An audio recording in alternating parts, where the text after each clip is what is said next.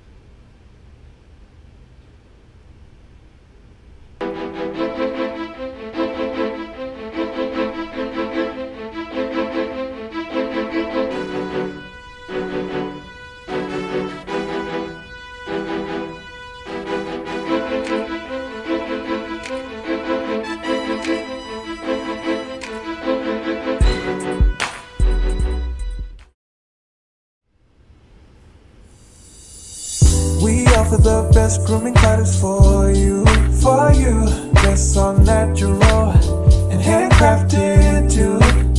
We wanna help be a swagger, style, class, and luxury. Make our products tailor-made for you with high quality. Yeah. So get a style with the black, yeah. Company, give you swagger, style, class, and luxury. In luxury, yeah. Black, gentleman, black, yeah. Company, give you swagger, style, class, and luxury. In luxury, yeah. Located at www.theblackgent.com.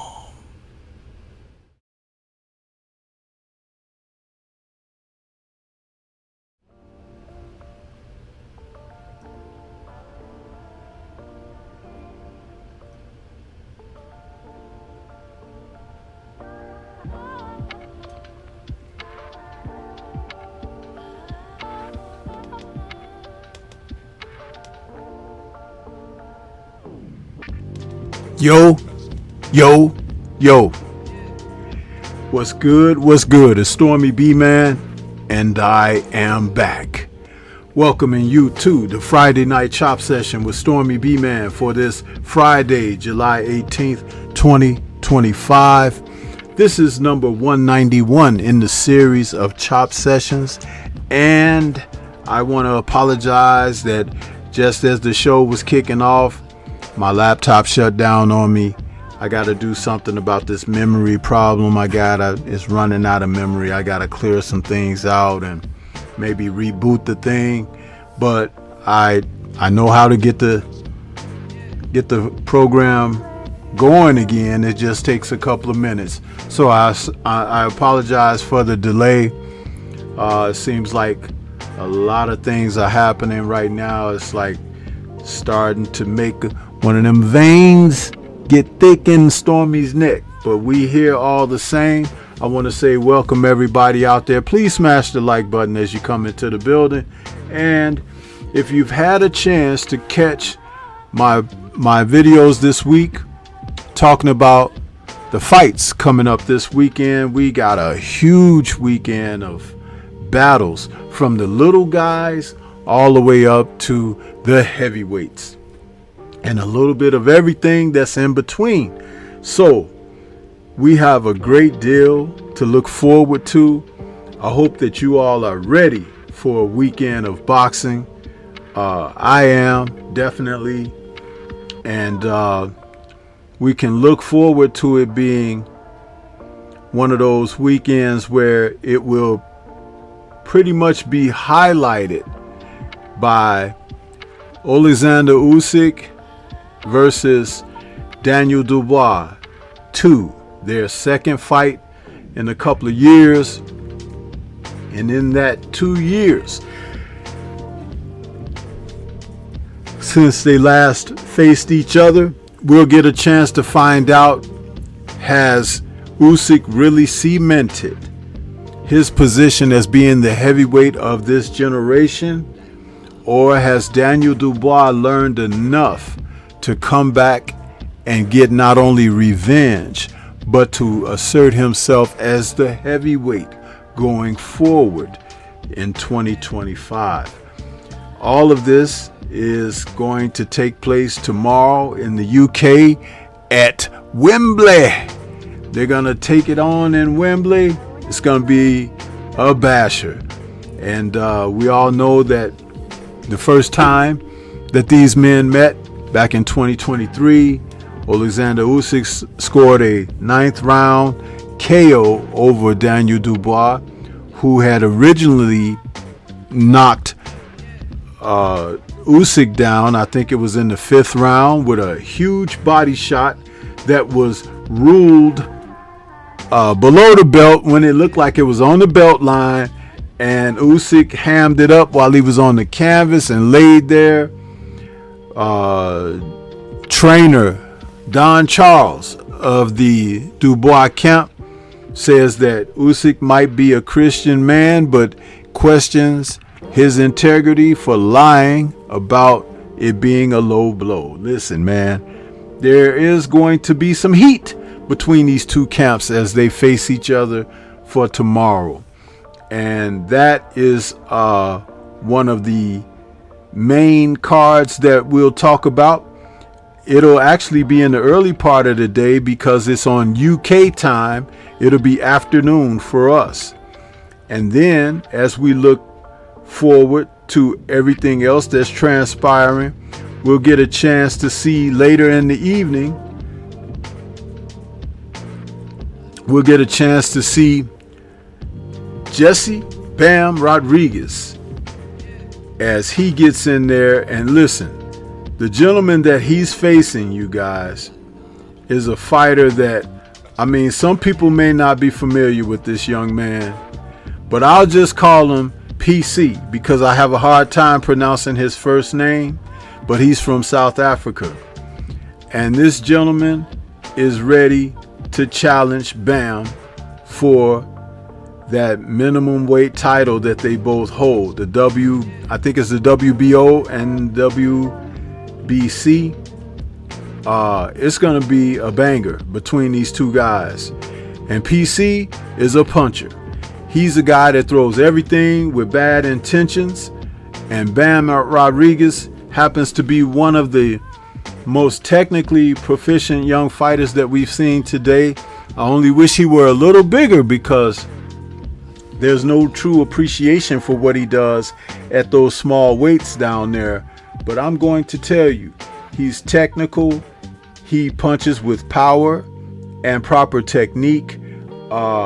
He's had a recent string of victories over elder statesmen in the division, such as Sorung Visai, who was the god of Chocolatito, and Juan Francisco Estrada, whom he defeated a little over a year ago. And Bam Rodriguez is just an entertaining fighter to check out. And they're going to be fighting, I believe, in Ford Stadium, these guys. And it's going to be a banger. Just be looking forward to that. And as we get ready for more boxing, of course, we'll also have tomorrow, PBC and Amazon Prime is putting on Pacquiao versus Barrios for Barrios' WBC welterweight title. And that fight is not necessarily one that kind of stokes the flames, but you can't blame Mario Barrios for trying to take a fight and an opponent that can draw in a huge payday. Excuse me, people. Draw in a huge payday for someone like himself. And this is the other thing about that. Barrios has held that WBC title for a little bit, and he wasn't quite ready to unify against any of the other champions, particularly Jerron Boots Ennis when he was at the division. Of course, not now with Brian Norman Jr., who has the WBO title, excuse me. So a lucrative payday against the likes of Pacquiao seemingly is right up his alley. And we know that Pacquiao had been retired. He came back and fought a couple of exhibitions recently, but hasn't looked anywhere near what we once knew him as. And when he, in his last bout, when he was in there with Yordenis Ugas, who managed to bang him up pretty bad and swell up both of his eyes, had Pacquiao in such a dire strait that he was being fed, what looked to be like oatmeal by his wife Jinky. He couldn't even open his eyes where he could see the bowl and the spoon. So Pacquiao was in really bad shape. And if Mario Barrios has anything going for himself, he should put Pacquiao right back in that shape, because Pacquiao is 46,000 years old right now and will probably be 47,000 by tomorrow night. Yeah! So this is what we got going this weekend, and smash that like button, as I said, when you come into the building, and we're going to talk about it a little bit. Let's talk some boxing. My breakdown videos were put out there for you guys. You know, again, I try to do that to let you know of the fights that are coming and what I think about some of them and things of that nature. But, you know, it really helps when you decide that you want to check them out yourself. It's always important to look for yourself. I'm trying to think. Let's see. We could start off with the Barrios Pacquiao card, because there was a huge change to that card. Let me see here. Trying to get to. Oh boy. Wasn't there someone else on that card? Oh yeah, there we go.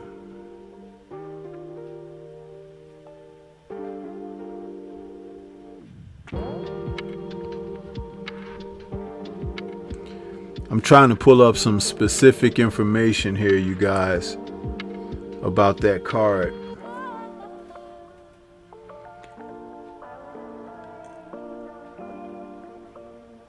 Yeah, there has been a change on that card because Usyk Cruz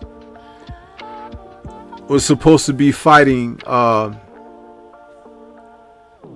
Fierro, and Fierro had to pull out last minute. This was even after the weigh-in. Apparently something happened and he had to be rushed to the hospital. I didn't get the final updates on that before coming live on this evening, but I saw it earlier in the afternoon. But they managed to bring in Omar Salcido, and Salcido is stepping in literally in the late hour, just like what's the name, Martin Bacoli did for Joseph Parker earlier in the year. 24-hour notice, basically. This is gonna be one of those situations that'll be weird. Fierro, who decisioned Usyk Cruz earlier in the year, back in February, a unanimous decision over Usyk, and Usyk wanted his revenge. Now Gomez, who Salcido, I should say, who lost to Andy Cruz back in January, a unanimous decision, but he's getting this opportunity, and this is supposed to be for some interim title. We'll find out how that works, but at least Cruz won't waste his training camp and he'll get an opponent. How ready Omar Salcido will be, who knows? But that's going to be a fight that will commence on this card. The card is full of fighters and fights that you may be interested in, fighters that you haven't seen in a while, such as Gary Allen Russell is returning as a super featherweight, and he'll be taking on Hugo Castaneda. Now that fight right there will be scheduled for 10 rounds. Now we haven't seen Gary Allen Russell Jr. That's actually Mr. Gary Russell, the elder brother and the one who's the trainer and new matriarch over the family of brothers who fight. He's returning to the ring, and he's been jawing back and forth with Mark Maceo, who he last faced 3 years ago. He lost a majority decision in the fight he was impaired with a arm injury, and he basically was fighting with one arm. He had a shoulder injury, and Gary, we thought that he won that fight. And Mark Maceo, they snatched Gary's belt from him because at that time he had been a title holder with the WBC of featherweights for at least 5 or 6 years, one of the longest tenured fighters. And he's now 37 years of age. But you know, he keeps himself in shape. He's always in the gym with his brothers and everything. But there's no shape like being in fighting shape. So we're going to find out exactly what type of condition he is in. He's taking on the 23-year-old fighter Hugo Castaneda, who's 15-2 with 1 draw. His last fight was in April of this year, where he lost by TKO to Daniel Zamora. So we'll find out what Gary has. This is scheduled for 10, but it'll probably end inside of 10. I think Gary may want to come back and make a statement in this fight, and it wouldn't surprise me in the least bit if he was able to do away with this young man very soon, and as the fight commences. But it'll be great, again, like I said, to see him in the ring. His present record, again, is 31-2 with 18 KOs. Those 2 losses came by way of Magsayo, which we thought was a robbery. And of course, he had lost to Vasyl Lomachenko back in June of 2014, a majority decision there, where he was incapacitated somewhat in that fight, weight drain, we'll say, and Lomachenko never looked to give him a rematch. That's one thing about Lomachenko, whether he win or lose a bout, he is not trying to rematch anybody, which is, you know, basically sums him up as a sucker in the sport of boxing, because just because you get the upper hand on a guy on a particular night, you have to prove that you can do it more than once, man. If you can do it more than once, good. You ain't got to have a trilogy or a quadrilogy, as in the case of Pacquiao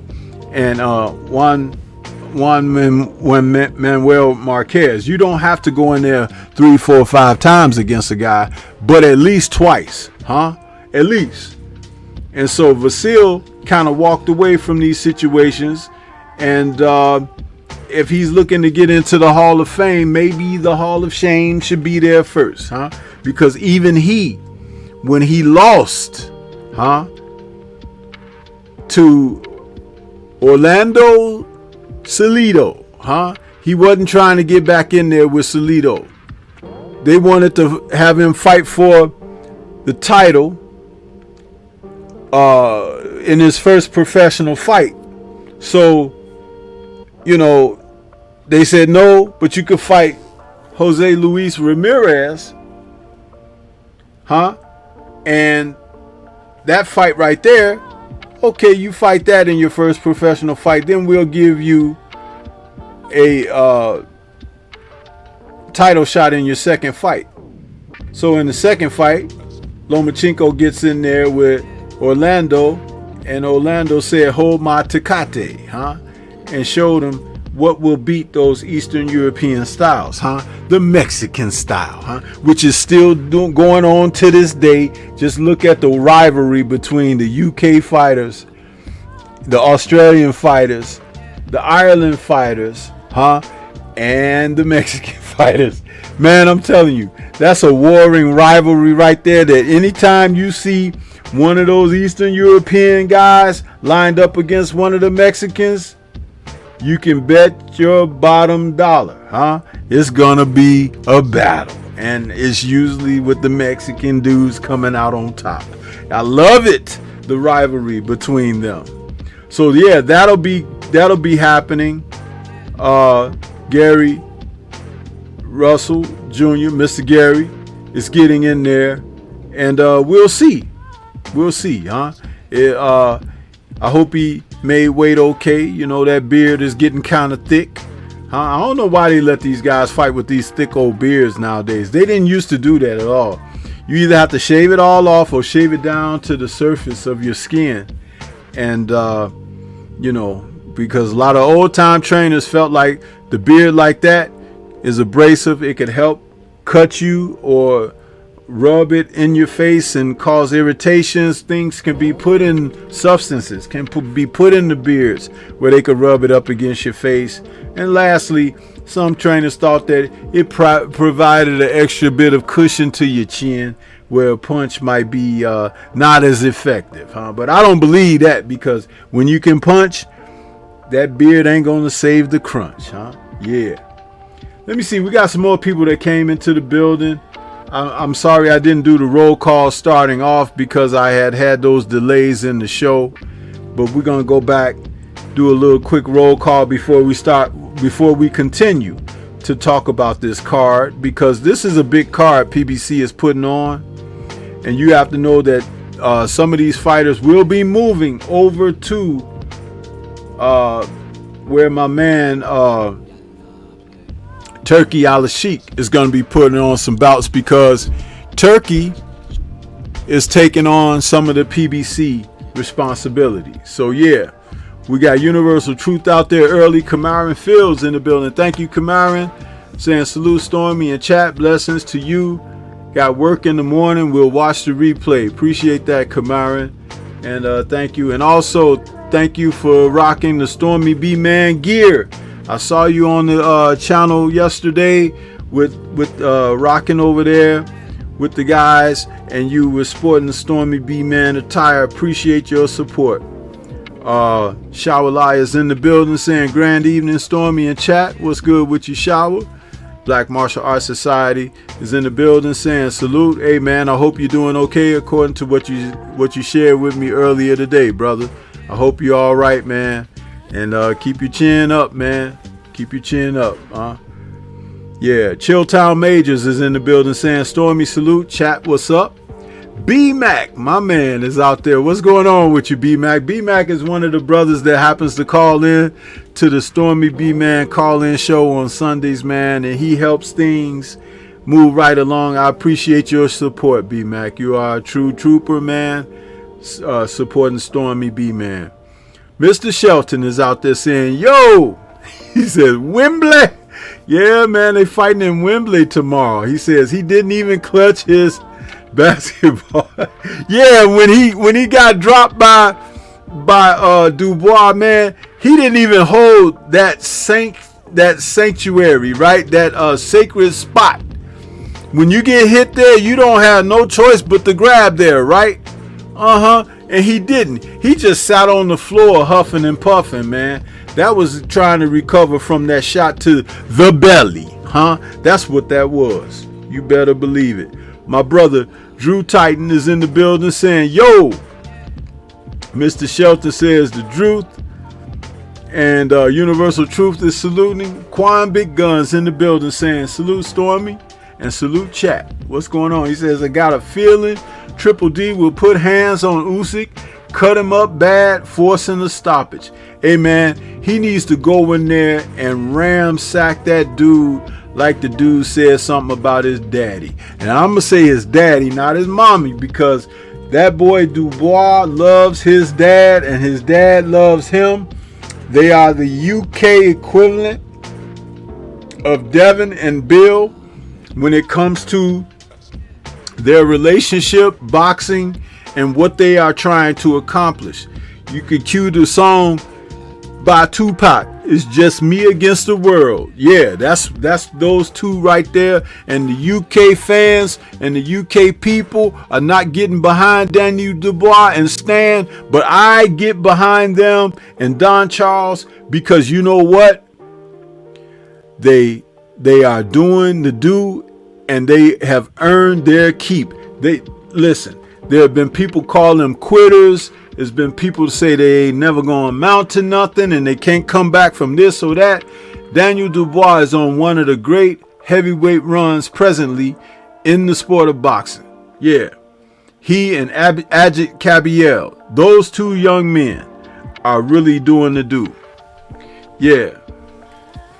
Quan says Loma was a big sucker, crying his ass out after his eyes out after Haney whooped him. Yes, he was. DLP is out there. What's going on? He says, what's up, Stormy? And the messenger 215 is back in the building saying blessings to the channel and chat. Yes, sir. Yeah, so listen, man, we have seen boxing put on good cards, but I'm a little concerned with this Pacquiao versus Barrios. Now, Barrios is not a mean-spirited fighter. He's not a mean-spirited person. But there are guys who would chomp at the bit to get this opportunity against Pacquiao because he's 45,000 years old. Listen, they would love to peel his cap back and see the brain cells inside his skull. I don't know if Barrios is looking at it that deep or intricate, but he better not get in there and play with the old timer, because the last thing to go is the punch, huh? And we know that Pacquiao can still do that.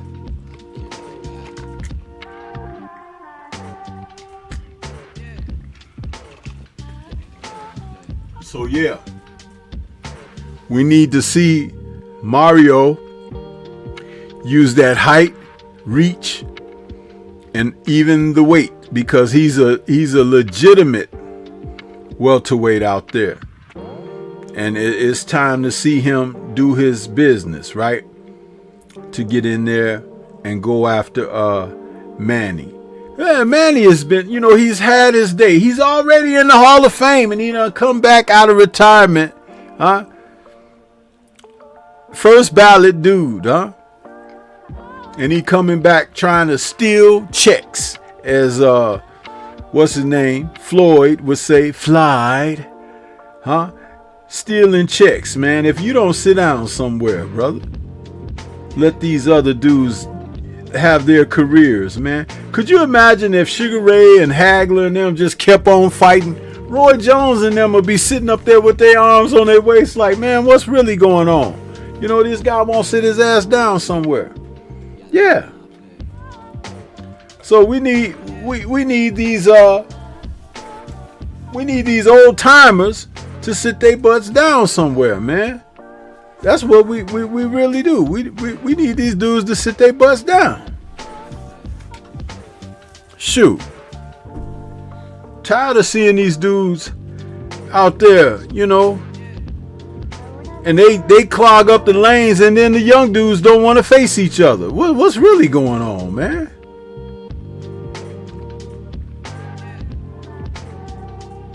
Just a bunch of silly stuff, man. Hold on a second. Let me trying to get my images together here.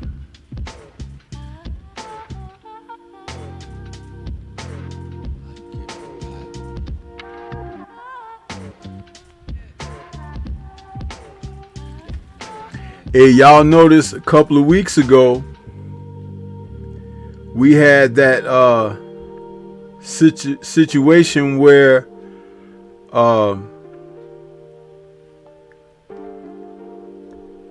Edgar Berlanga got knocked out last week by Hamza Shiraz, right?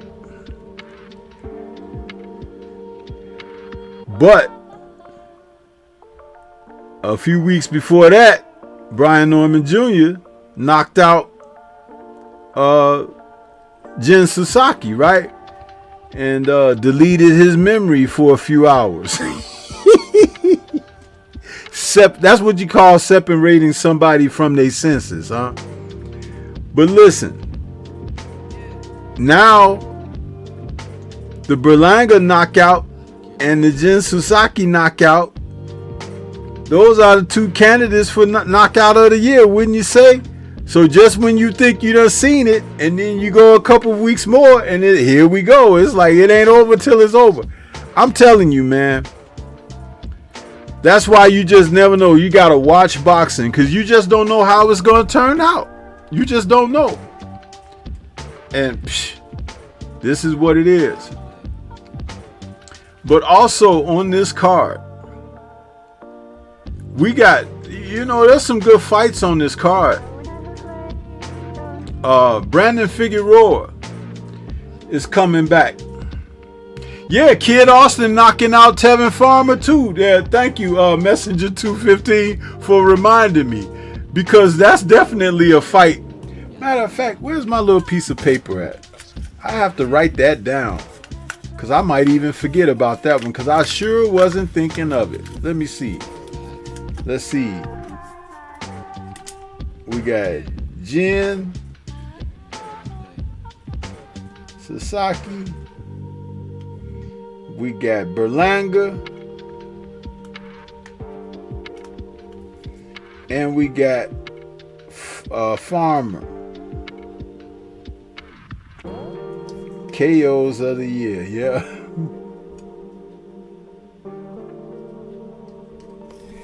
Yep, because we on a upward trajectory, man.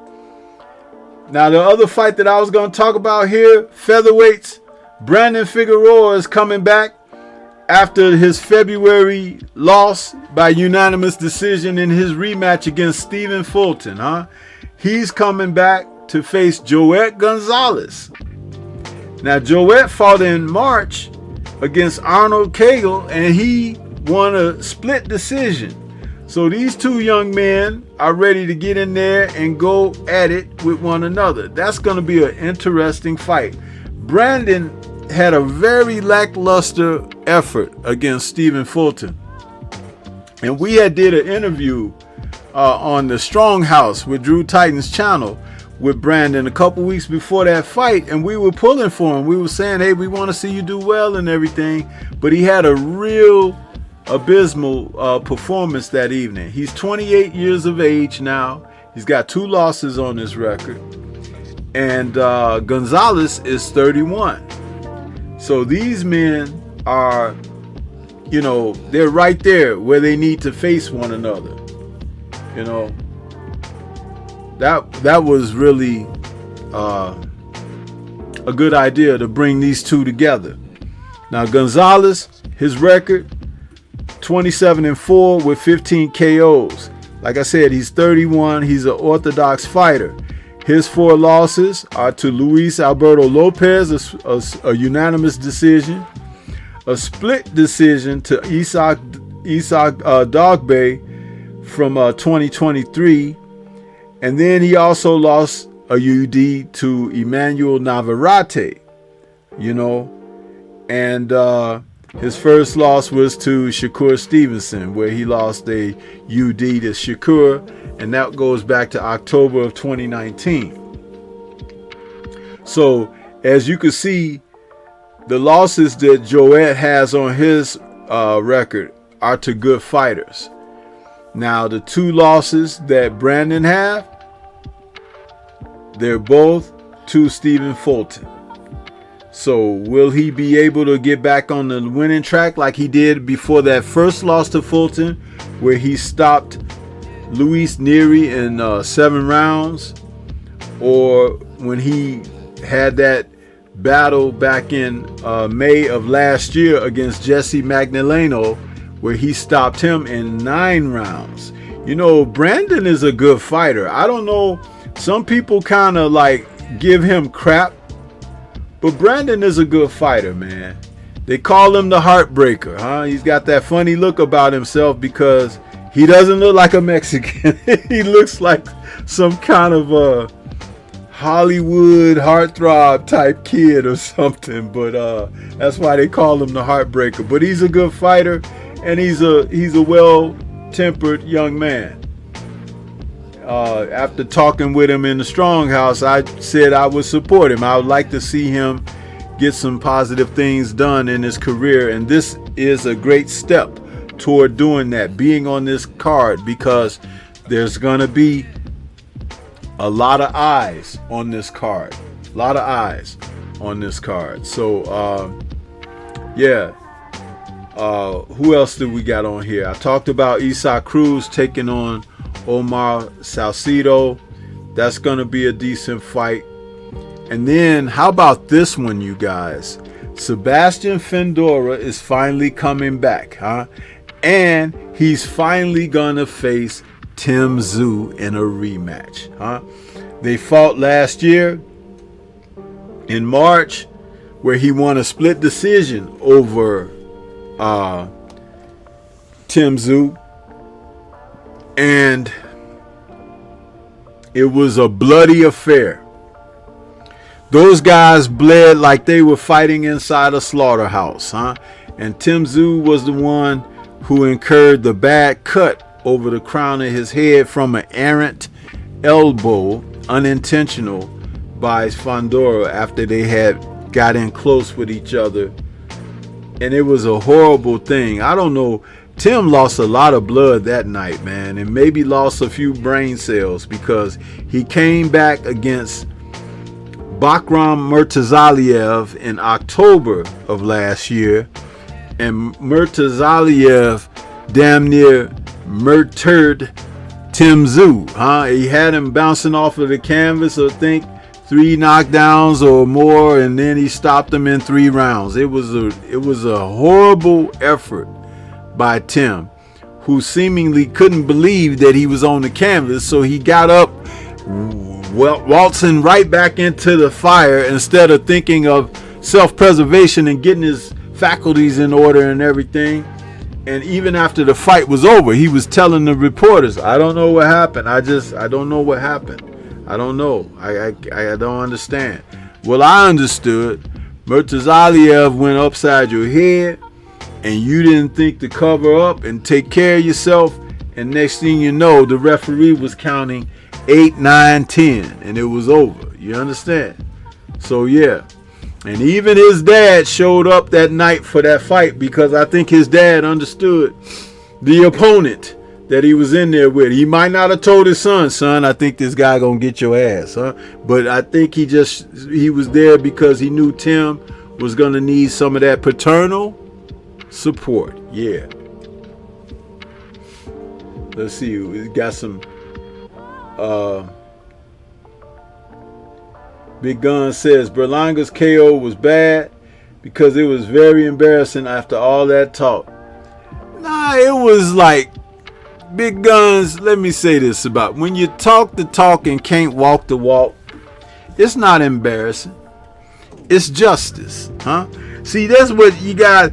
You shouldn't be talking like that when you can't fight like that, and when you ain't about that, as they say, huh? But these guys today, they think that that's the way to get it done. That ain't the way to get it done. You could talk stuff without trying to make everybody think that you the baddest man in the land, because there's always somebody badder. But the thing is to be very gifted with your gab, huh? Where you could say things and keep people laughing and in stitches and interested in your personality and your character and stuff like that. Your fighting prowess might be down here, huh? But if that character is up here, they don't even notice. But see, Berlanga, he turned you off because everything that came out of the mouth sounded like it was coming out and smelled like it come out the other end, didn't it, huh? And it was only fitting that Hamza Shiraz put him on that end to at least cover that up, so what was coming out of the mouth was all garbage. How you like that analogy?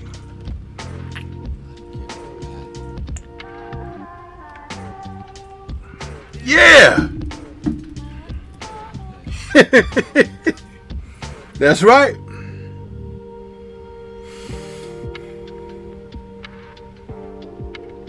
He says, I think that KO of Farmer is KO of the year so far. That was a statement. It probably was. Now, if Kid Austin can do that to one more person, I ain't saying who, I'm just saying one more person, then he's for real. I didn't like seeing that for Farmer because I thought he got jobbed in 3 of his last fights, man. And they make him get in there against this young kid who is like, you know, unknown still. And this happens to you. So it's almost like they get to sweep Farmer out of the way. I don't like that, man. I don't like that dirty business of boxing. They did the same thing to Deontay. Deontay was willing to fight anybody, but he had some injuries and his personal issues, and they offering him these fights, and Deontay don't turn down no fights. He's like, yeah, I'll fight, and he lose a couple of fights, and then they say, oh, well, he's done, he's out of here, and this and that. But you don't take into consideration of who he lost to, the quality fights that he's lost, huh? And then you don't want to see the man in there. He could come back and beat anybody. You know what I'm saying? So it's like, no, man. I don't like when they wash people off like that. That's why I celebrate Vasily Lomachenko, the coward that never come back against anybody in a rematch. And y'all want to call him good and great and all of that. I don't see nothing great about the dude. crying in the locker room. He should be crying right now that he didn't take full advantage of opportunities with the likes of Gary Allen Russell in a rematch, or Teofimo Lopez in a rematch, or Devin Haney in a rematch, or Orlando Salido in a rematch. He ain't try to rematch nobody. Coward. Think that it's all supposed to go his way. Freedom's March, what's happening with you, brother? Good to see you out there. You guys need to listen to Freedom's March when he be cooking, man, especially in the AM. That brother gets up early with some news that you can use. I be listening to the young brother when I'm on my way to work, and he sure makes the ride pleasant, man, because that brother be on it. And he ain't too bad with his boxing knowledge too. So I'm just saying, you know, it's nice to have young brothers out here like that can do their thing. Nice to have them out there, you know, because Stormy get a little tired sometimes. I can't hold the candle up on both ends. I have to pick one end and the wax will drip down to the other end. Yeah. So, and I already said what I think about Barrios and Pacquiao. I want Barrios to bury Pacquiao. I'm sorry for some of you Pac-tards out there, and you love the man and everything, but I'm going to tell you, these guys should not be fighting in their 40s. Sit your butts down. And if you don't want to sit down, maybe Barrios can knock your ass down and you can get out of the way, and we can have some of these other fights, because I'm tired of you guys hanging on. You remind me of Tom Cruise hanging on that damn plane in Mission Impossible, Final Reckoning. He was holding on to that plane. That dude was trying to do the loop and the flip and everything, and the swirl. Tom wouldn't let that damn plane go for nothing. He was holding on to that motherfucker. That's Manny Pacquiao and some of his aging geriatrics, hanging around the sport of boxing. Sit y'all old asses down, Roy Jones and Floyd Mayweather, y'all sit y'all old asses down. You were great in your day, but that was then, The sun has set, It's not even twilight. It's midnight for you ninjas, Stay your butt away from the ring. Sit down somewhere so we could watch these young guys get it done, That's why I'm pulling for Daniel Dubois tomorrow, because I want him to sit Alexander's old ass down, especially since Alexander didn't want to give a shot to Deontay Wilder. Since you fought all them other guys and you beat them, why ain't you fight Wilder? And the turkey said it didn't have to be off of a loss. If you lost, you could still fight the guy, but you didn't want to fight him. Why? Because, yeah. Anyway, sit down somewhere. Shh, man. I don't like it, Stormy B, man, be talking about this stuff, and they keep letting these dudes off the hook, man. And where's AJ, y'all? Did Daniel Dubois knock him through the canvas and he went into a different dimension? Because I ain't seen the guy. They say he had an injury. I ain't never known AJ to have injuries, But he got an injury after the Dubois fight, and he ain't fought. He ain't showed up at no fights. AJ has just been like off the map, You sure he ain't pulled the Floyd Patterson? You know, when Floyd Patterson used to lose back in the 60s, he would leave the stadium with a fake disguise on, like glasses and a fake mustache and beard and stuff. Floyd didn't want people to see him. Hey, is that Floyd right there? No, it ain't me.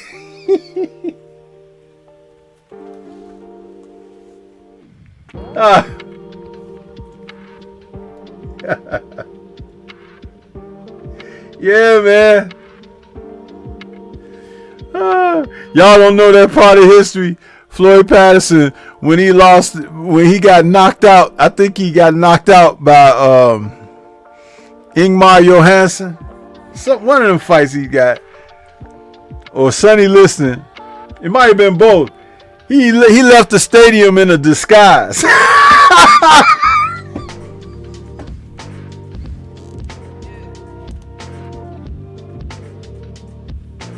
And Mark was like, secret agent, man.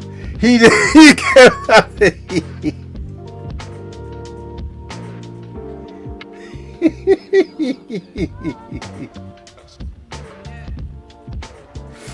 And Mark left there with a raincoat on. It was 89 degrees outside.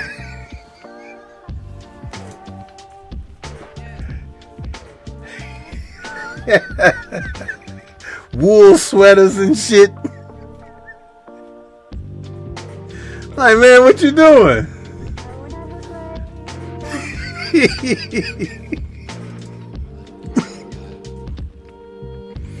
I tell you, see y'all, if you watch enough boxing, then you'll be able to follow exactly what Stormy talking about, man. I can talk about this stuff because I know. I done watched it and researched it and everything. And it's funny, huh? The heavyweight champion of the world gets knocked out and then leaving the stadium in disguise. Could y'all picture Deontay Wilder doing that? It's like he lost the fight and he trying to leave the stadium with one of them damn beards. What's that dude name that play in the NBA with the big ass beard? You see Deontay with one of those on. And the damn, you know, the beard got the loop that go over your ears, so it's just hanging over your ears like he trying to walk out the stadium. Big 6'7" ass dude. He be like, hey, ain't that Deontay right there?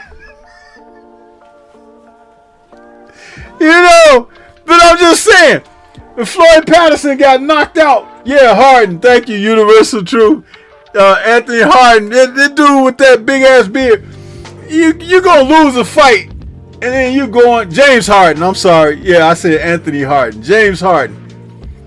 You're going to lose the fight. And you're going to put on a disguise.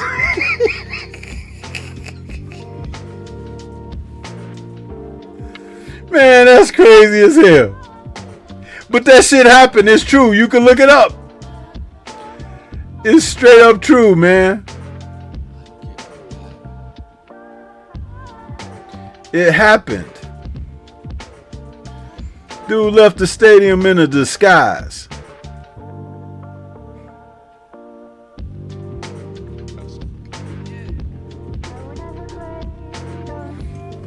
Muhammad Ali called his ass the rabbit.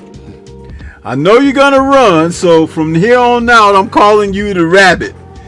Hey, showed up at Floyd's gym where he was training with a bushel of carrots. Muhammad Ali was a trip.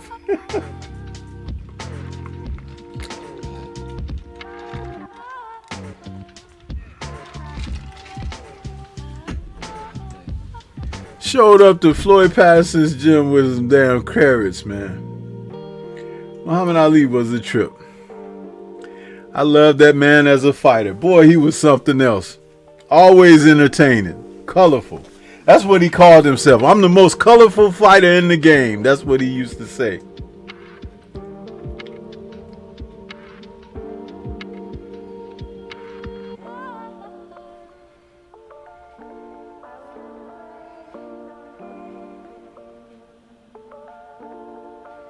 So Jesse Bam Rodriguez, y'all. Jesse Bam Rodriguez is fighting tomorrow night against Fumelala Kafu. Fumelala Kafu. That's a damn good fight right there. Super flyweight, the WBO and WBC. And somebody getting knocked out in this fight. I don't think this fight is going to the distance. Somebody's getting knocked out, bro. But what's really good about this fight, They are 25 and 26 years old. They ain't even hit their prime. Well, maybe they've hit their primes because guys that low in weight, when they're in their mid to late 20s, that's prime for them. When they start to get to be 30, 31, 32, that's old for them. So these two men, Jesse Rodriguez and Fumelala Kafu from South Africa, listen, man, you guys tune into this fight. That's all I'm telling you. For as long as it lasts, it's going to be good. It could end fast, or it could end in the middle rounds, or it could end late. But it ain't going to no decision. I don't think this fight is going to a decision. Now, Kafu is 5'6". He's an orthodox fighter, 26 years of age, 64-inch reach.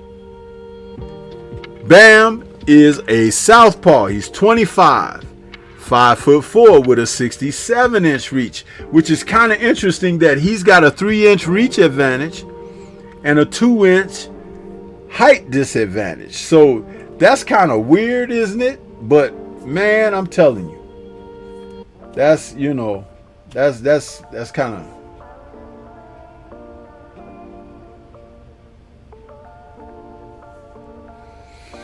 Quan Big Gun says, I was very disappointed on how Turkey spoke of Wilder on the Boxing Voice. I did not hear what he had to say about Wilder, Quan. And if I need to go watch that, maybe I should. But I haven't heard anything about what he had to say about Wilder.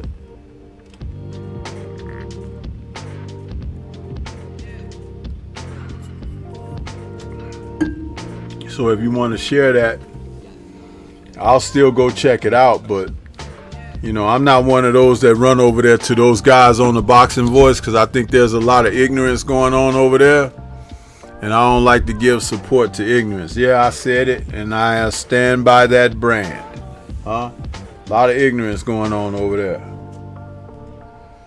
Just because you got a large platform and you get a lot of people tune into you, that don't make you good, and it don't make you versed, and it definitely don't mean that you representing well. Hey, you know what I'm saying? Yep. Flies will land on sugar and they'll land on shit. Now, which one is the best, huh? Think about it.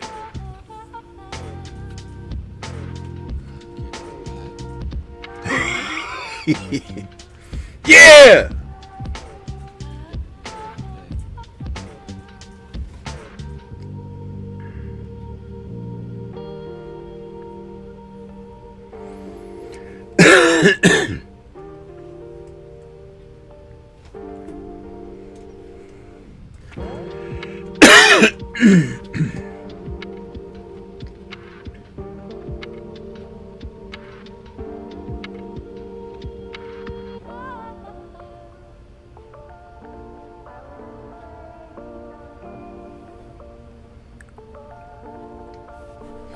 Quan says he just said he gave him 2 opportunities and he didn't show him the old Wilder.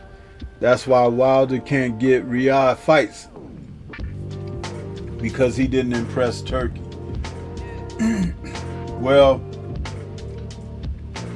according to what we have learned about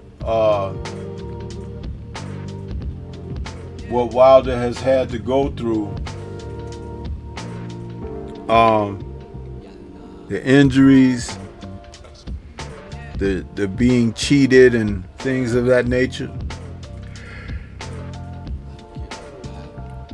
it's okay. Our brother will still be fine. He gonna land on his feet like a cat.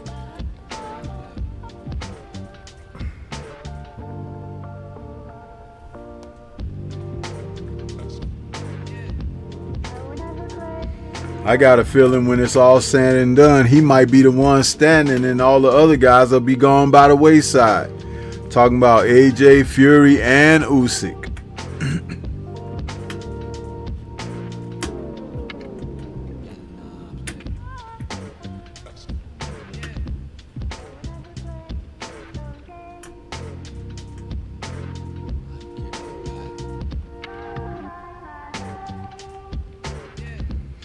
Yeah, so this fight between these two super flies, man, Jesse and Fumalela.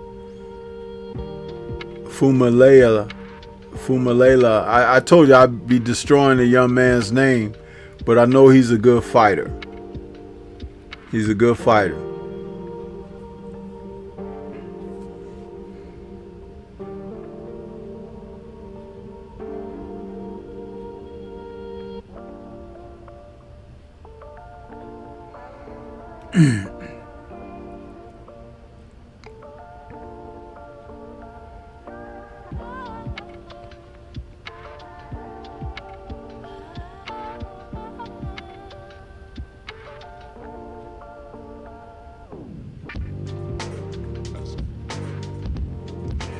Now, on the undercard for Cafu and Rodriguez, we'll see the return to the ring of Austin Ammo Williams.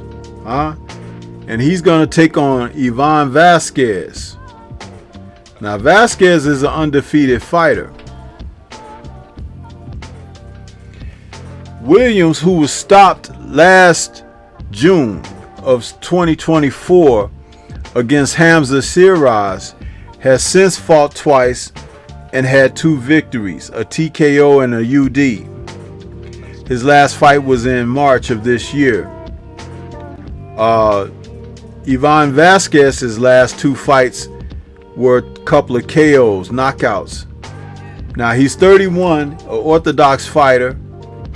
His record is 11-0 with 2 draws and 8 KOs. He's fighting out of Houston, Texas. So he's kind of small fries, Ivan Vasquez. But I don't think Ammo Williams should take it lightly because, you know, Ammo, he's a southpaw. He's 29. And he's 18-1 with 12 KOs. But he had better be focused against this guy, because if a guy can punch and knock people out, just because he may not necessarily be on your level, you don't dismiss that. You know, got to pay attention to Vasquez. And they're both 6 feet tall, so it's not like he's got a height reach or anything. You know what I mean? So that's going to be interesting. It's a middleweight fight scheduled for 10 rounds. Ammo is a guy who can really, if he gets into a rhythm, he does very well. If you're able to disrupt his rhythm, you can get him kind of off-centered, and then he can struggle. But he, like I said, he's 29 years of age now. It's time to step it up. Time to step it up.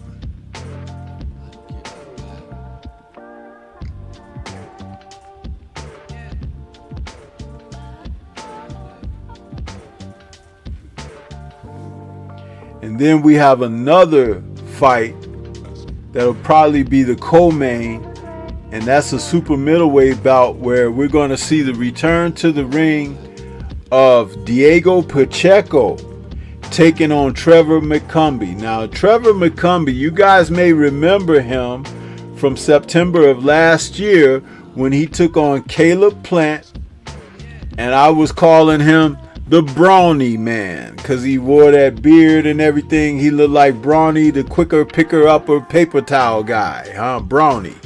Now, listen, if you shave the beard off of him, he kind of looks like what's his name? What's his name that's over there with the guys on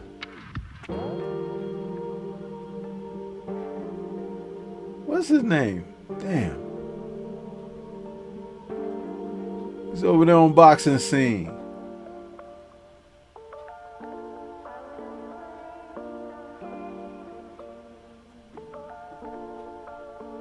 Damn, I can't even think of the kid's name now. But anyway, he does look like him to me. But with his beard on, he looks like Brawny. Yeah, Shower the Mountain Man. He looks like the Mountain Man. But let me tell you something. He's 6 feet tall, so he's a big middleweight. 74-inch reach. And he gave Caleb Plant some trouble, man, until Breadman gave Caleb the right instructions and he listened to Breadman. Otherwise, Caleb was going to be in for a rough night. Because Brawny was throwing him around and had knocked him down and everything, huh? And prior to that, he had just been walking over guys, out strengthening them and everything. I think the dude might have even had a little extra help, if you know what I mean, huh? But he's 32, and Diego is 24. Yeah. And Diego is 6'4", y'all. 79-inch reach. 79, huh? Diego's pretty good, man. Now, Diego is that guy that I would love to see him and Hamza Shiraz, because that's a damn good fight. But I think Diego beats the crap out of Hamza Shiraz. So that fight ain't going to happen no time soon. No time soon. Diego is out of... He's out of Los Angeles, but he's fighting out of Washington. 23-0, 18 KOs, looking for a shot at a world title, but he didn't want to take a fight against somebody. Somebody he turned the fight down recently. And that's okay because they're trying to make their career in their own way, and I understand that. And if he defeats Trevor McCumbee in better fashion than Caleb did, that's just a feather in the cap.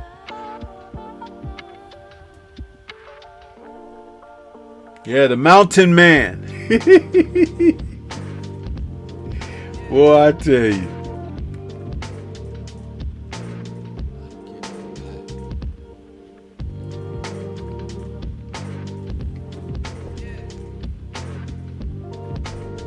So all of that will be happening, and that's a DAZN card. You know, that's not on pay-per-view or anything. That's DAZN.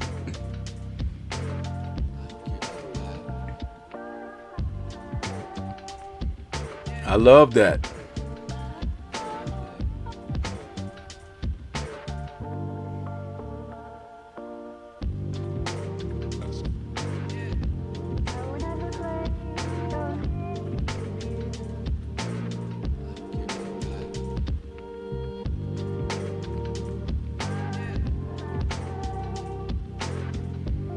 They say that the estimated time of their ring walk, Pacheco and McCumbee, will be around 9 p.m. Central Time.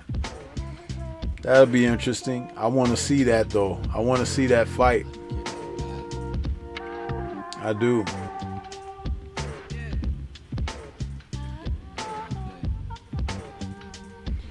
One second, fam. I got to take care of something. 1 second.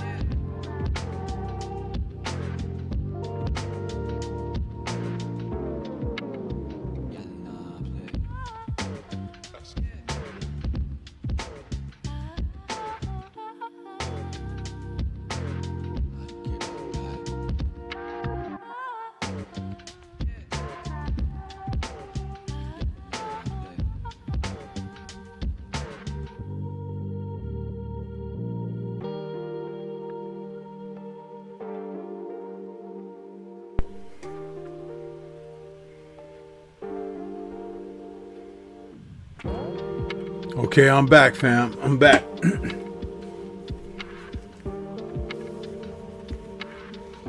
Hendog says, I want to see Inoue versus Bam. Yeah, that would be a pretty damn good fight right there. I favor Bam in that fight. He's so technically proficient, you guys. His technical skill is like, that kid reminds me of, man,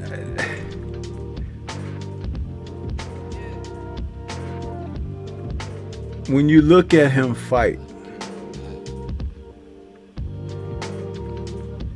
he looks like a fighter beyond his years, beyond his experience. And he makes it look effortless and easy, but it's never effortless and easy, but he makes it look like that. Salvador Sanchez was a fighter like that, and he passed away when he was the young, like what Bam is right now.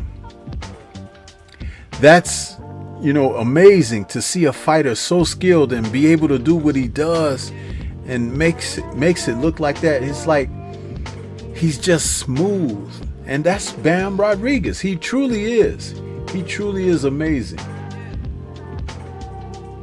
So yeah, that's a good fight, and I would favor him.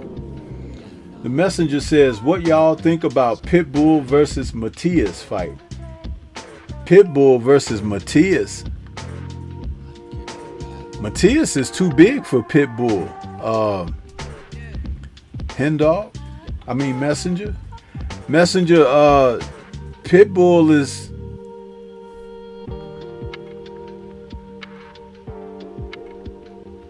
Hold on.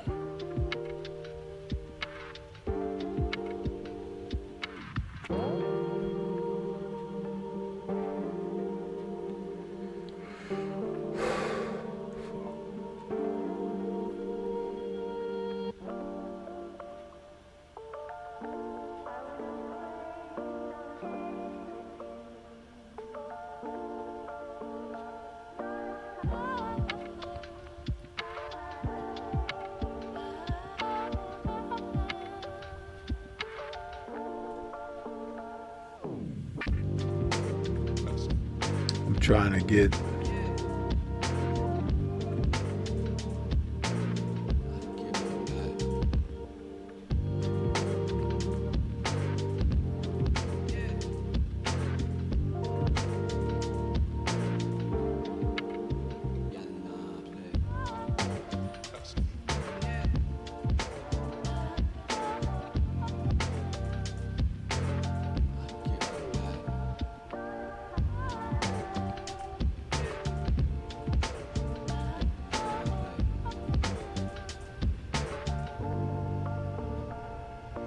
You know what? You're right, Messenger 215. I forgot that Pitbull moved up to super lightweight, and I was just talking about the fight with him and Oscar. Damn.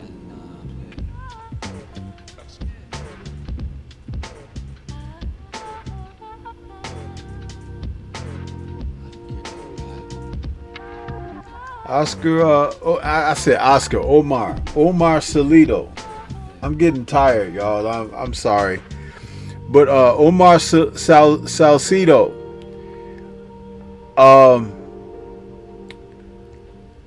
Well, it's like two Rams, isn't it? The Messenger 215. Two Rams running into each other, except for Pitbull is only 5'4", and I do believe that Subriel is 5'8". I don't think that fight would ever happen, but it would be interesting. Those two guys clashing like Rams. Yeah.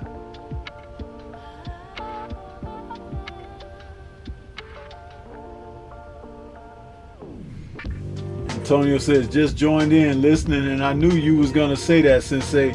Man, that's some compliment, Sensei. You know what? Yeah, you talking about me saying about Bam Rodriguez? Yeah. Because you know what, Antonio, the way he wins fights, he wins a different way all the time. It's like, that's how you know when a guy is a complete fighter. You got guys who just knock people out. You got guys who decision people. And you got guys who can make people look bad. But when you got a guy who can win this way, that way, that way, that way, and it never is a repeat performance. It's always something new. And even he is surprised when he's victorious. He falls on the floor with joy and he's like celebrating, like, oh, I did it. But it's like he's impressed with himself. And when you're that way, the sky is the limit. You can accomplish almost anything. And you're right, it's beautiful to watch when you have a fighter that's so complete that each and every time he does something, it's like you didn't expect it.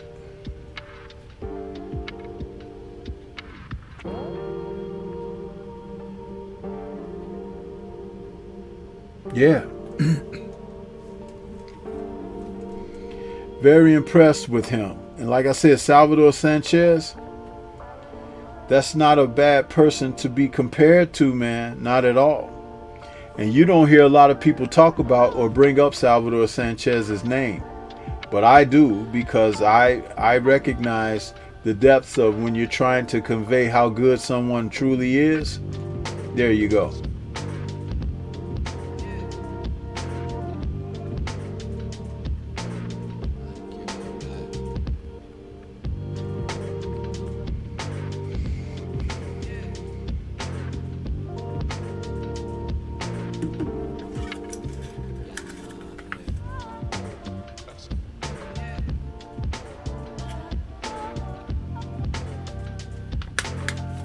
Yeah. I have to look at this.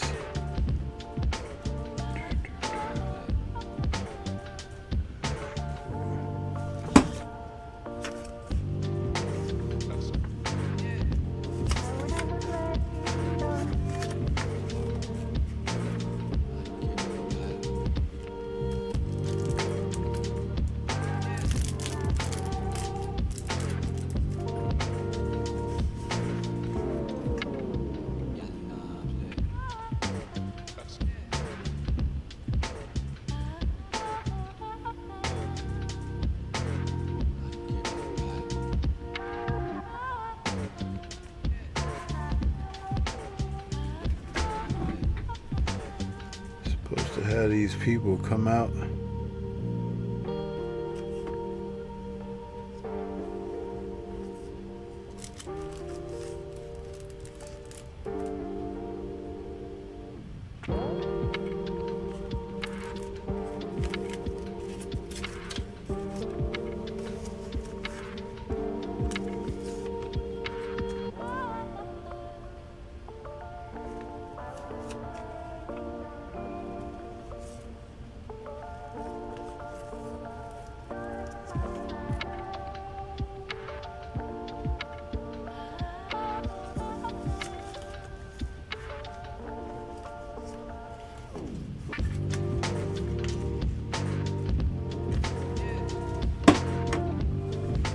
Trying to find something I wrote down on some paperwork here, you guys.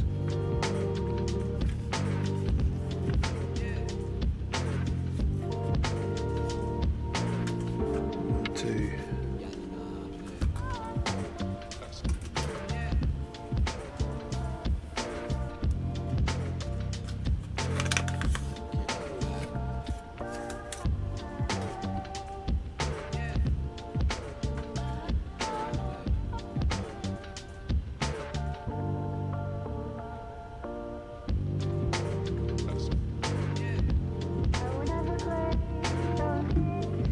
Anyway, so where are we?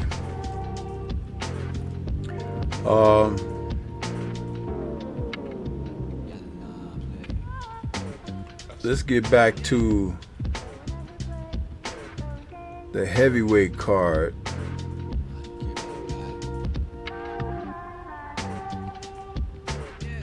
Now, they're not loaded with great fights on this card. The main feature is the main feature. But Usyk versus Dubois 2 is a huge, huge fight for the heavyweight division. If Daniel Dubois is victorious, I believe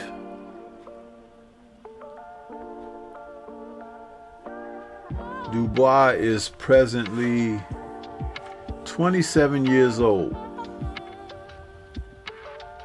That means potentially he has about 5 years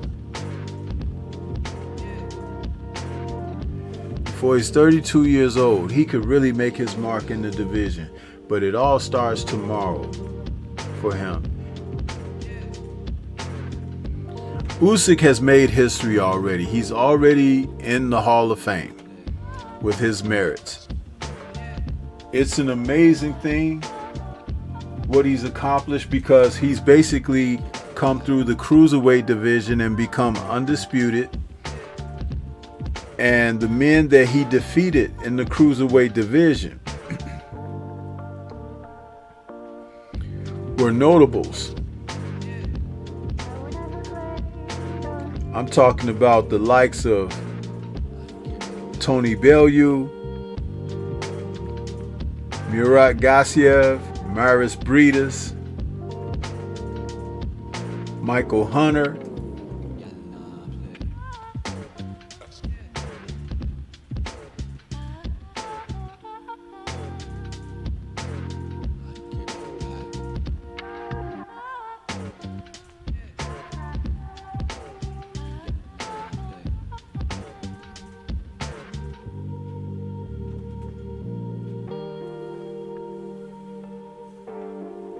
so yeah.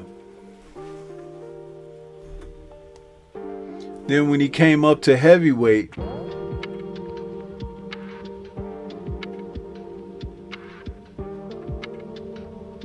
defeating the likes of Anthony Joshua twice, Derek Chisora, and Tyson Fury, and Daniel Dubois, Tyson Fury twice, that's not bad. Very good. But just imagine for a moment if Daniel Dubois is able to correct some things and get Usyk out of there. Not just if you win a decision, no, get him out of there. Smash him.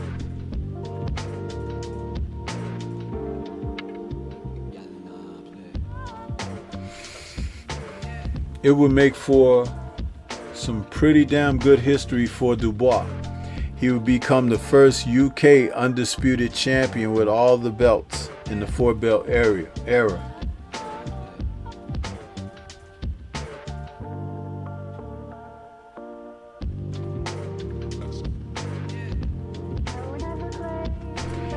Yeah, Antonio says that's my favorite Mexican, talking about Salvador Sanchez. And he says he defies that Mexican has only one style of fighting. He's not given enough credit in their culture. They only mention Julio. I believe Triple D is about to Donkey Kong Usyk. I hope he does. And this is not, I don't say that against Usyk like I hate him or don't like him. I thought that Usyk is a good fighter, and I was the one that said that when he finally signed to fight Tyson Fury, I was like, he's going to beat Tyson Fury. I was saying because he's the best fighter that Tyson Fury has ever fought. And he's right up the alley of whom Tyson has fought, because Tyson has always fought undersized, smaller guys that he could bully around and stuff like that. But this is a skilled fighter whom he's not going to be able to do any of that stuff to. Has ring IQ and ring success. And I believe he intimidated Fury. I believe he intimidated Fury to the point that Fury said and behaved all the things he did during the promotion leading up to their first fight and including the second fight, that was just like whistling in the graveyard. If Fury was really the killer that they had tried to portray him as and all of this kind of stuff, Usyk should not have lasted the distance with him. But Fury is not that man. He doesn't fight that way, nor does he have that type of power. And we've always maintained that. So when they tried to give us that bull crap about him having this power against Wilder, no, he cheated. There were things that he used to be able to get to Wilder, and they never want to admit that because they enjoy the victory of this Caucasian man over that black fighter. I'll tell you how that's so. They always talked about Wilder couldn't fight. Wilder couldn't box. Wilder is a windmiller. Wilder is this and Wilder is that, right? But the moment that Fury got that so-called victory, they celebrated like he did something great. Okay, if he did something great against Wilder, you never gave Wilder credit for being great. So how did what Fury did to Wilder, how was it great? Unless it was just a great opportunity to take advantage of a black man who was a world title holder and y'all cheated him out of his title. That was what was great, huh? The masking of the deceit and deception that you guys pull that kind of foolishness off, huh? Yeah!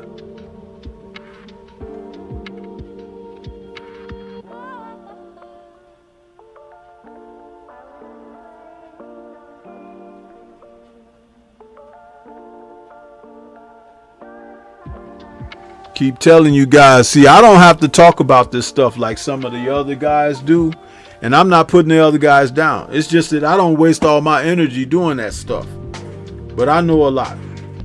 I'm aware of a lot.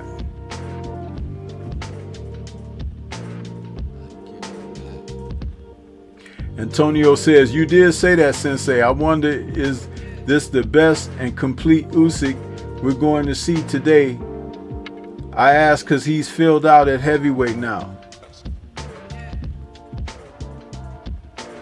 Well, 227 pounds. If you want to call that filled out for him, yeah. Or a fat cruiserweight.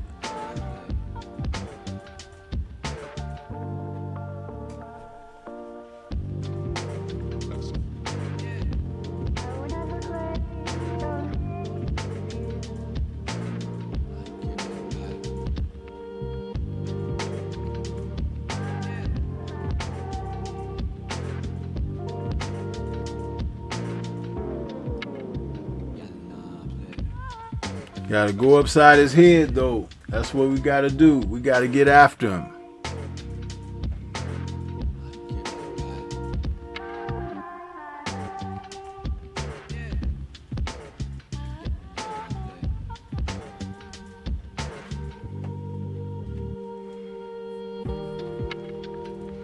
And talk about how nice a guy he is after we picking him up off the canvas.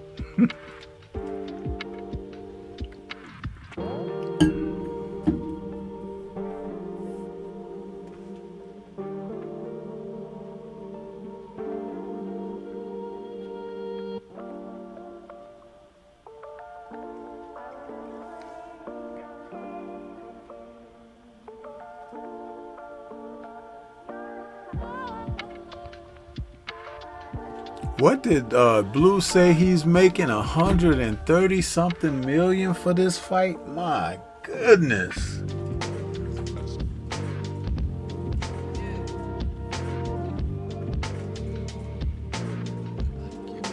And Dubois is making 71 million or something? Oh. Is it too late for me to become a fighter? Shit.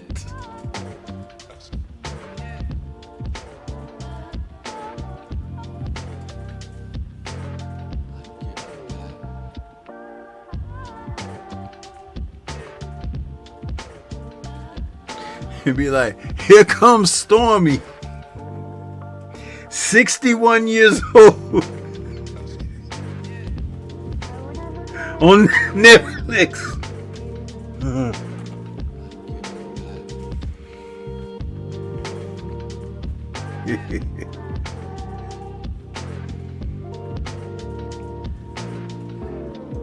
Yeah, he's making $6 million for this fight. I'll be like, shit, this is my first and last fight.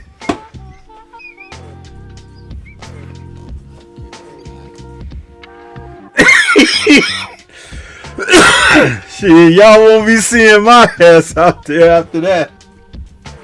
I'll be like sitting on an island somewhere with one of them drinks with the umbrella in it, and I don't even drink. I'll be like, yeah, after I got out the hospital, I said, fuck it.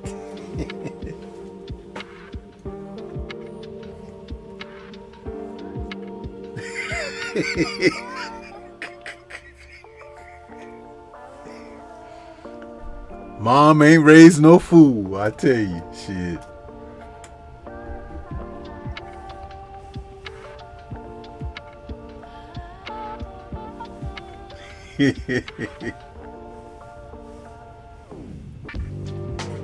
You gotta be a special dude to do this, man, for a living. I'm telling you. You gotta be a special dude.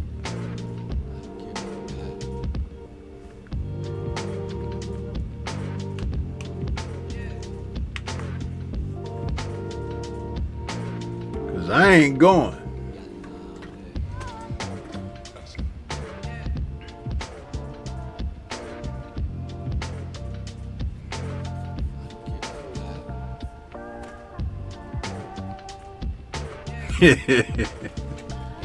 That is kind of funny though, ain't it? It's like, man, Stormy is like 60 years old, pro debut.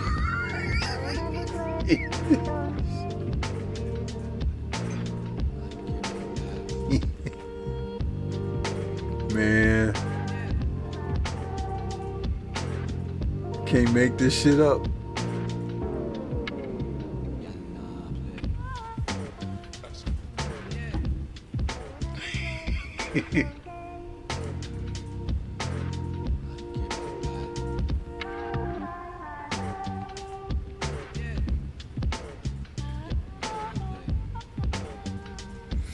Yeah, but back to what I was about to say about these guys on this card.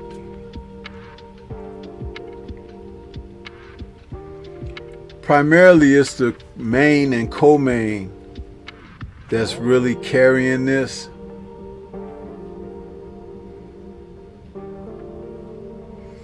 The co-main is Lawrence Okolie, former cruiserweight and bridgerweight champion, taking on Kevin Lerena, also a former cruiserweight fighter. And Lerena is a South African fighter. He's 33 now and a southpaw. He fought Daniel Dubois back in 2022, and that was when, in December of 2022, when he caught Dubois with a good shot early on, because Lerena is a puncher. And he wobbled and staggered Daniel, and Daniel, like, his knee buckled. And we later found out that Dubois suffered a knee injury, but he went on to, I believe, stop Lerena in the 4th round or something like that. But he had Daniel down 3 times. And it looked like he might stop Daniel.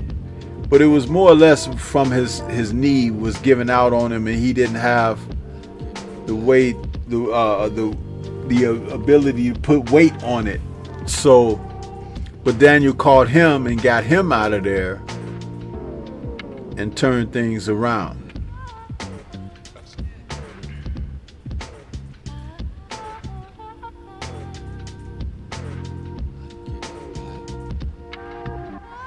And that was Daniel's fight before he faced Usyk the first time.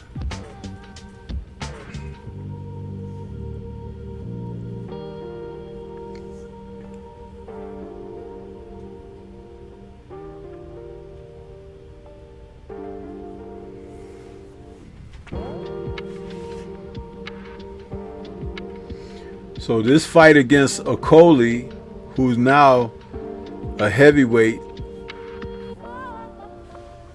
Okoli 6'5",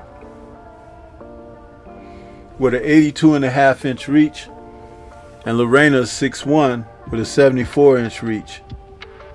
He's used to fighting guys who could be a bit taller than him, but this 6'5" and 80+ inch reach is going to be a huge hurdle for him. So we'll find out if Lorena is able to get beyond that.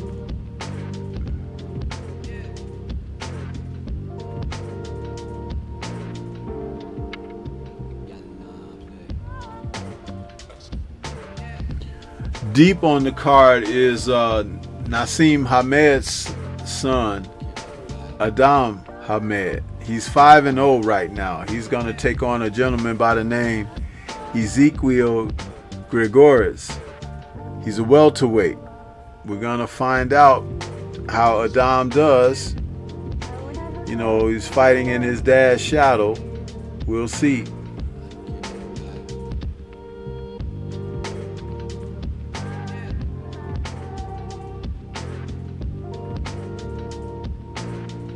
But the guy he's taking on, Gregoris, I'm going to tell you guys something. Gregoris has a horrible record that some of these UK guys find themselves fighting a dude like this. He's from Argentina, but he is misrepresenting Argentina hugely, immensely.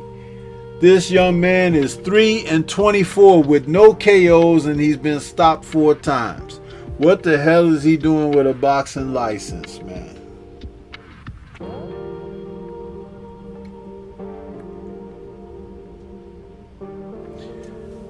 Three and 24.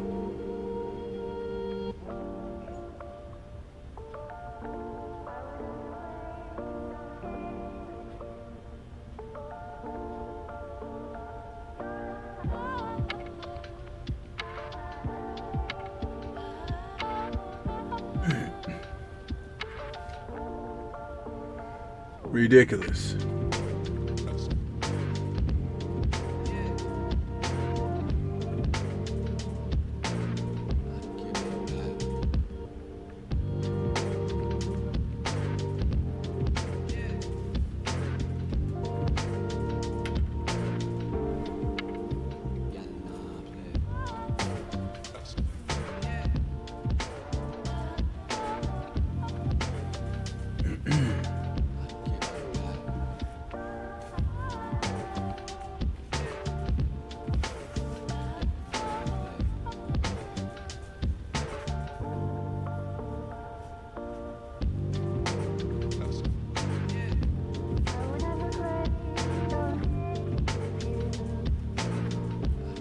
Jimmy Bernard, what's good with you, bro? What's good?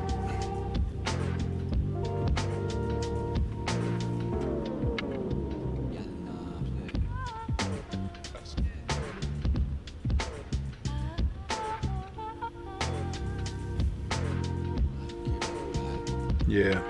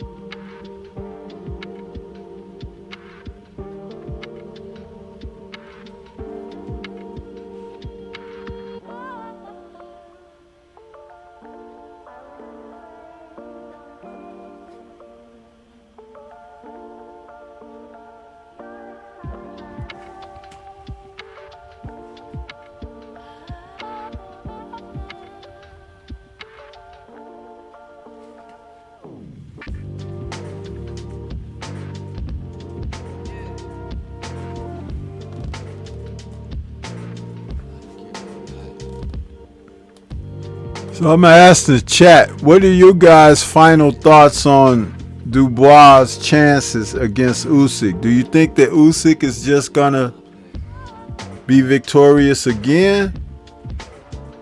Or do you think that Dubois is gonna fulfill his goals and ambitions? That's a tall order against someone with the abilities of a Usyk. But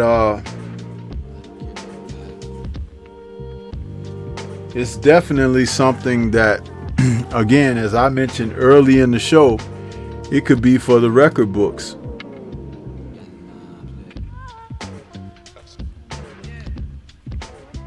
It's just something that, you know, it's possible. We'll see. You know?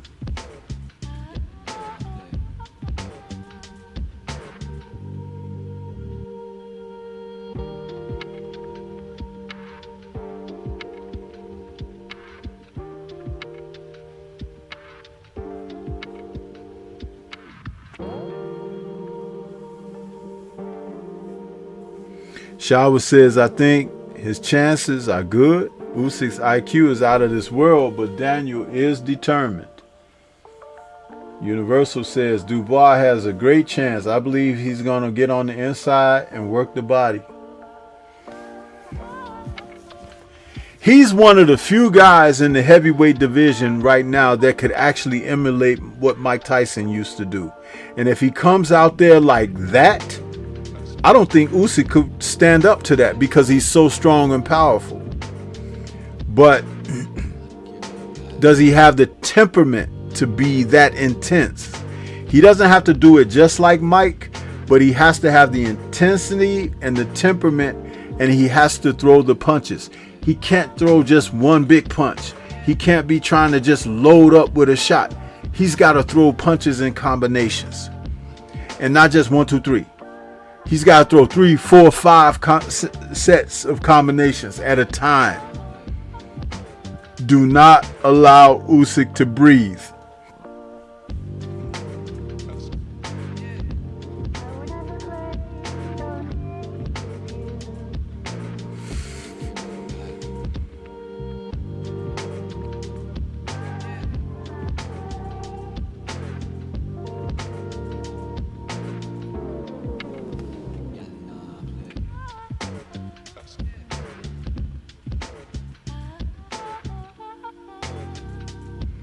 Yeah, that's the way I see that.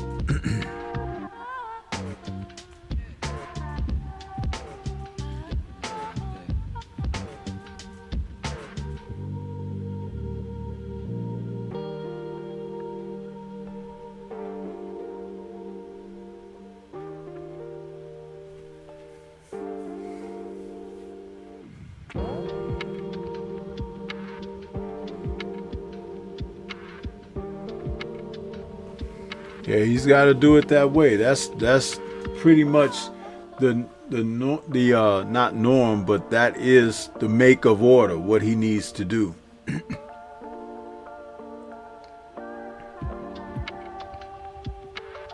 Yeah.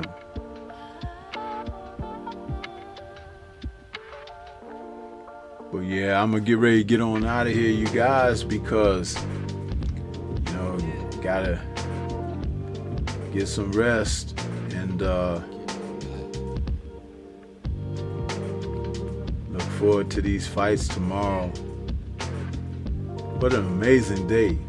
Boxing all day tomorrow. That's great.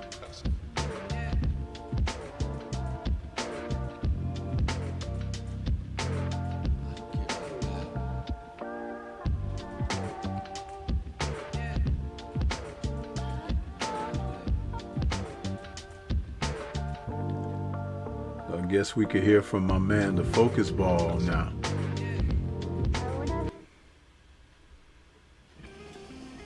Get ready to take your striking game to the next level with the Focus Ball.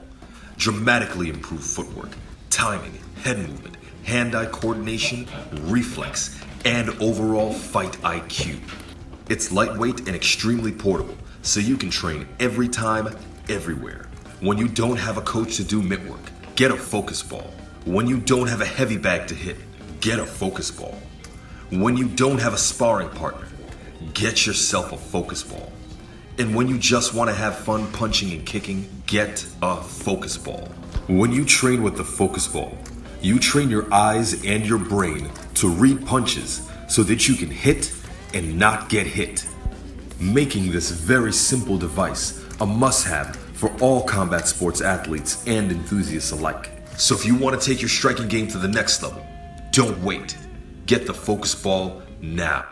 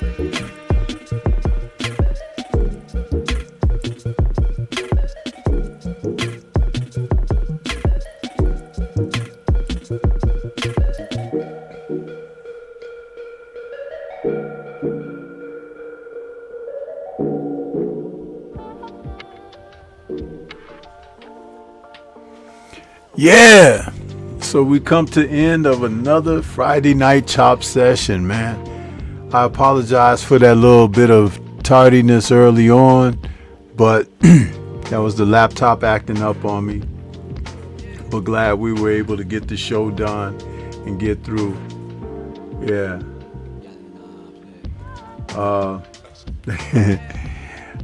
What a day of boxing tomorrow, man. So it's gonna be lit. We got a lot to cover. Try to get a post-fight show in, but it's gonna be amazing. And I just want to thank everybody that came out and supported this evening. Y'all didn't put no color in the chat, but that's okay because most of y'all are black anyway. So I guess that's the color right now, black. So with that being said, I want to say shout out to the mighty LDBC. You guys enjoy these fights coming up this weekend. Peace to everybody. Keep safe and keep your head on right, huh? Catch you on the next one. Yeah.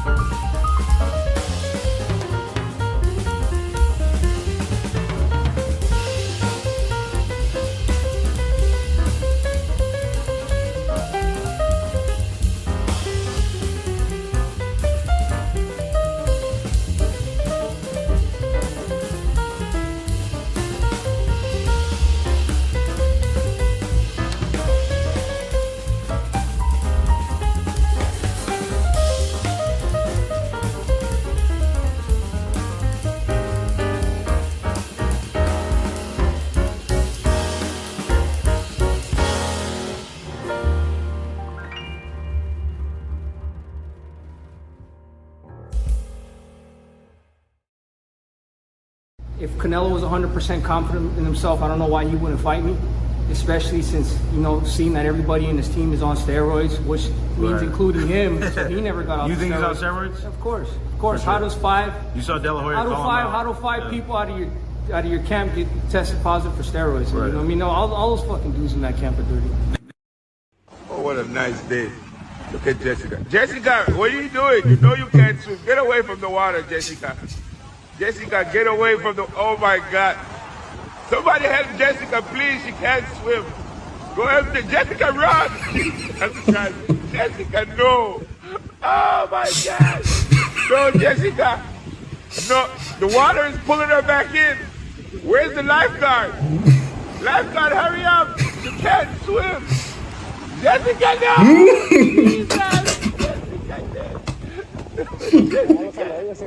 Lifeguard, please save her. Yes, 2 lifeguards. Save her, no. Please, Jessica. Oh, look, hey, that husband is coming. Oh, do one of them dead. Jessica. Hey, please, save her. Jessica, they're coming now. They're here, Jessica.